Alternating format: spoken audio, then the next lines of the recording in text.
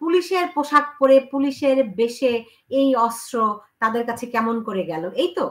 তো তার মানে কি স্যার পুলিশের পোশাক পরা বাইরের লোকজন ছিল? হ্যাঁ, ভিডিওতে তাই দেখা যাচ্ছে। ভিডিওতে এখনো এখনো যদি আপনি ভিডিও দেখেন, কিছু কিছু ভিডিও আপনি দেখবেন, আমি ভিডিও দেখেছি, যদি আপনি চান তাহলে আমি এটা কালেক্ট করে দিতে পারি। লুঙ্গি পরে, হেলমেট পরে, রাইফেল নিয়ে, লুঙ্গি পরে হেলমেট পরে রাইফেল, এই রাইফেল নিয়ে, চেহারা দেখা যাচ্ছে না, তারা পুলিশের সাথে হেঁটে যাচ্ছে, তারা পুলিশের সাথে। আপনি এখনো দেখেন, শুধু এই রাইফেল না, অন্যান্য আর্মস নিয়েও আপনার সিভিল ড্রেস এবং মাথায় হেলমেট, গুলি করছে, এগুলো এখনো পাওয়া যাবে, এখনো পাওয়া যাচ্ছে। তাহলে স্যার মানে সরকার ধরেন আপনাকে এই কথাটা আপনি বলার পরে আপনাকে সরিয়ে দিল, ফলে মানুষের মনে কিন্তু একটা সন্দেহ দানা বেঁধেছে। এখন পর্যন্ত গত 4.5 মাসে কিন্তু এই বিষয়ে কোনো তদন্ত হলো না, কারণটি কি? এগুলি তো মানুষের জানার অধিকার আছে, মানুষের কাছে তো এই তথ্যগুলি থাকা দরকার যে কারা ছিল, তাদের উদ্দেশ্য তো কি ছিল। সরকারের তো আর লাশের দরকার ছিল না, লাশের দরকার ছিল কাদের, এবং কারা এইভাবে করে পুলিশের পোশাক পরে পুলিশের অস্ত্র নিয়ে এই কাজগুলো করেছে, সেই তদন্তটি হওয়া কি অনেক বেশি জরুরি নয় স্যার? না, শুধু যে তারা করেছে তা নয়, পুলিশও ছিল, সেটা তো পুলিশ নিজেও বলছে। এখন তো অনেক অনেক পুলিশকে অ্যারেস্ট করা হয়েছে, অনেককে চাকরিচ্যুত করা হয়েছে। আমি বলছি যে তাদের সাথে এরাও ছিল, এবং এরা বেশিরভাগ ডানে বামে, এই যে বাচ্চাকে গুলি করা, ওইদিকে গুলি করা, আপনি যদি দেখেন যাত্রাবাড়ির অবস্থা দেখেন, আপনি আশুলিয়ার দিকে দেখেন, পুলিশও যেমন ছিল, তেমনি পুলিশের ভিতরে এই ধরনের পোশাক পরা লোকও ছিল। তো আমি যেটা বলতে চাচ্ছিলাম সেটা হলো যে যারা পুলিশ, তাদের কাছে আমি চিনতে পারবো, অ্যাকাউন্ট করতে পারবো, তাদের কাছে রাইফেল আছে।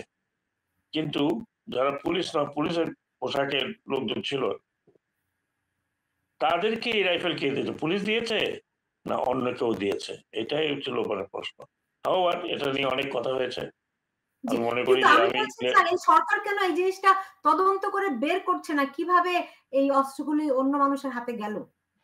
হয়তো তদন্ত করবে, এটা তো এমন কোনো কিছু না দৌড়িয়ে চলে যাচ্ছে, কারণ ভিডিও আছে, আছে, হয়তো তদন্ত করবে, বাট প্রায়োরিটি তো এখন অন্যরকম।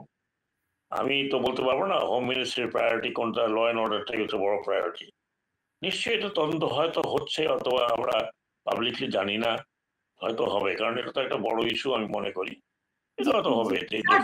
ল অ্যান্ড অর্ডার যদি সবচেয়ে বড় প্রায়োরিটি হয়ে থাকে, আমরা দেখি ল অ্যান্ড অর্ডারই এখন সবচেয়ে খারাপ অবস্থায়। ধরেন সচিবালয়ে আগুন থেকে শুরু করে প্রতিদিনই কোথাও না কোথাও কাউকে পিটিয়ে মারা হচ্ছে, অগ্নিসংযোগ করা হচ্ছে, ছিনতাই, এগুলি অনেক, লুটপাট অনেক বেড়ে গেছে। তো ল অ্যান্ড অর্ডারের ব্যাপারে খুব কঠোর অবস্থান কি এখন পর্যন্ত সরকার নিতে পেরেছে? এটা তো আমি মনে করি হোম অ্যাডভাইজারকে জিজ্ঞেস করতে হবে। নিশ্চয়ই আমি মনে করি সরকারের অংশ স্যার, এবং অত্যন্ত প্রভাবশালী। হ্যাঁ, শোনেন, হোম মিনিস্ট্রি বা স্বরাষ্ট্র মন্ত্রণালয় তো আমি প্রায় দেখছি যে তারা বিভিন্ন মিটিং টিটিং করছেন। একটাতে আমিও 2-1 বার গিয়েছি, আমরাও সাজেশন দিয়েছি।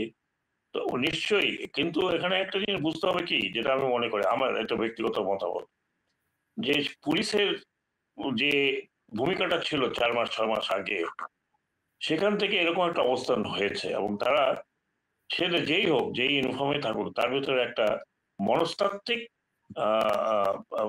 কি বলবো যে রিয়াকশন হয়, মনস্তাত্ত্বিক রিয়াকশন হয়, যে আমি এগুলো করেছি, আমাকে পাবলিক কিভাবে আমাকে নেয়, আমি এগুলো করেছি, পাবলিক সে আগের মতো করে নেবে কিনা, না আমার আমার বিরুদ্ধে আছে, একটু ভয় ভীতি কিন্তু আছে। যেই কারণে পুলিশ আগের মতো অ্যাকশন, আগে কি ছিল, আগে পুলিশ তো ফ্রি ছিল, মারো, ডান্ডা মারো, পা ভাঙো, গুম করো, অ্যারেস্ট করো, হ্যাঁ, নন বেলেবল চার্জ লাগাও। সেই জায়গা থেকে পুলিশ কিন্তু আপনি দেখেন, এখন আপনি 4 মাসে আমার মনে হয় না, অন্তত আমার কানে আসেনি যে কেউ গুম হয়েছে, পুলিশ গুলি মেরেছে, পুলিশ লাঠিচার্জ করেছে। একটা ইনসিডেন্ট ডেফিনেটলি হয়েছে, কিন্তু ওই রকম কি আছে? স্টিল হেলমেট নিয়ে বেদারক মার, তাদের সাথে ছাত্রলীগ ঢোকানো, তাদের সাথে যুবলীগ ঢোকানো, এগুলো তো এখন হচ্ছে না।